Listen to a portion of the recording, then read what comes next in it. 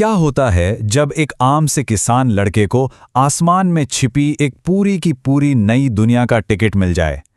आज हम Jack the giant slayer की इसी जबरदस्त कहानी को समझने वाले हैं।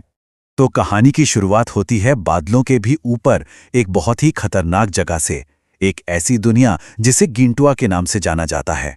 यहाँ पर राज करते हैं विशालकाय दानव और इंसान यहाँ पर शिकार बन जाते हैं। कहानी का हीरो है जैक, एक सीधा साधा किसान जिसकी जिंदगी में कुछ जादुई बीजों की वजह से एक ऐसा मोड़ आता है जिसकी उसने कभी कल्पना भी नहीं की थी। बेचारे को क्या पता था कि ये छोटे छोटे बीज उसे कहाँ ले जाने वाले हैं।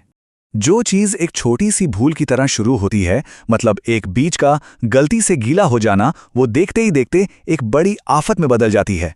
जमीन से एक बहुत बड़ी बेल निकलती है और सीधा आसमान की तरफ बढ़ने लगती है और अपने साथ राजकुमारी इजाबेल को भी ऊपर उस अनजानी दुनिया में ले जाती है।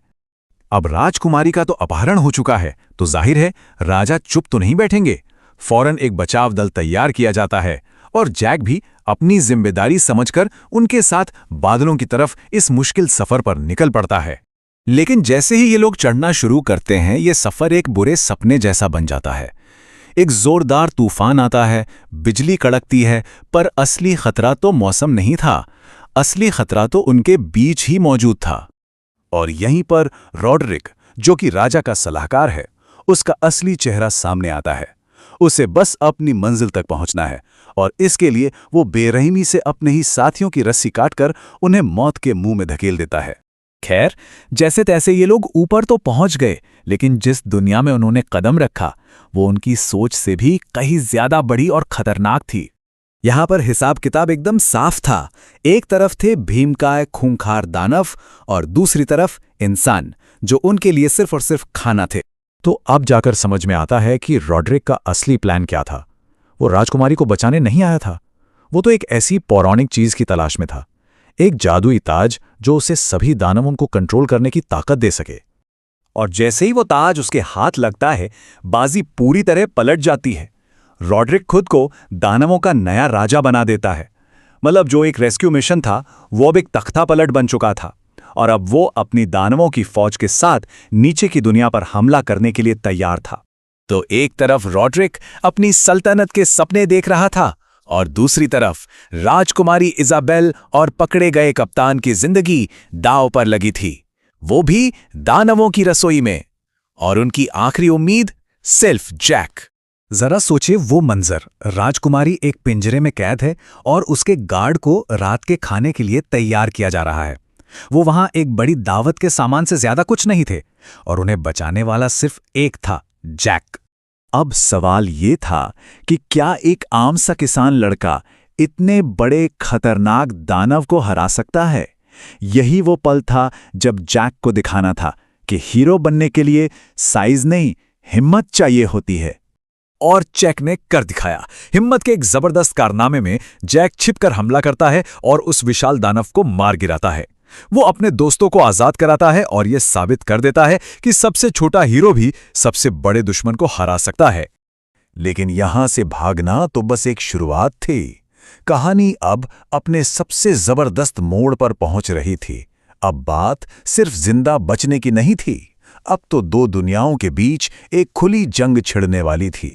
नीचे जमीन पर राजा के सामने एक बहुत ही मुश्किल फैसला था। अपने राज्य को बचाने के लिए उन्हें उस बेल को काटने का आदेश देना पड़ा। ये उनके राज्य को बचाने का इकलौता तरीका था, भले ही इसका मतलब था कि जैक और राजकुमारी हमेशा के लिए ऊपर ही फंस जाएंगे।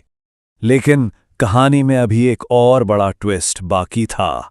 दानवों के हाथ लग जाती है रॉड्रिक के खोए हुए जादुई बीजों की थैली और बस वो नीचे आने का अपना रास्ता खुद बना लेते हैं। हमला शुरू हो चुका था और फिर शुरू होता है असली कहर। महल चारों तरफ से घिर चुका था, सैकड़ों दानवों की एक भूखी फौज और सामने मुट्ठी भर इंसानी सिपाही। इस पूरी तबाही और अफरा तफरी के बीच अब पूरे राज्य की किस्मत एक ही चीज पर टिकी थी, जैक और दानवों के उस खूंखार दो सिर वाले लीडर के बीच की आखिरी लड़ाई। जैक चारों तरफ से घिर चुका था, बचने का कोई रास्ता नहीं था। ऐसा लग रहा था कि बस अब खेल खत्म होने वाला है। लेकिन उसके दिमाग में एक आखिरी बहुत ही डेयरिंग प्लान था। तो बाहर से लड़ने की बजाय जैक ने कुछ ऐसा सोचा जो किसी ने सोचा भी नहीं होगा। उसने दानव की ताकत को ही उसी के खिलाफ इस्तेमाल करने का फैसला किया। और ये प्लान काम कर गया, एकदम जबरदस्त तरीके से। दानव अंदर से फट जाता है और वो जादुई ताज यानी कि परम शक्ति का प्रतीक वो सीधा आकर गिरता है जैक के पैरों पर। और बस जैक ने वो ताज पहना, वो युद्ध के मैदान में उतरा, अब एक किसान की तरह नहीं बल्कि एक राजा की तरह। और सिर्फ एक हुक्म और पूरी दानव सेना उसके कदमों में थी। जंग खत्म हो गई। तो ये सिर्फ एक लड़ाई का अंत नहीं था, बल्कि एक नई कहानी, एक नए हीरो की शुरुआत थी। और ये एक सवाल पीछे छोड़ गया कि एक किसान लड़का जो अब दानवों का राजा है, वो आगे चल के कैसा राजा बनेगा।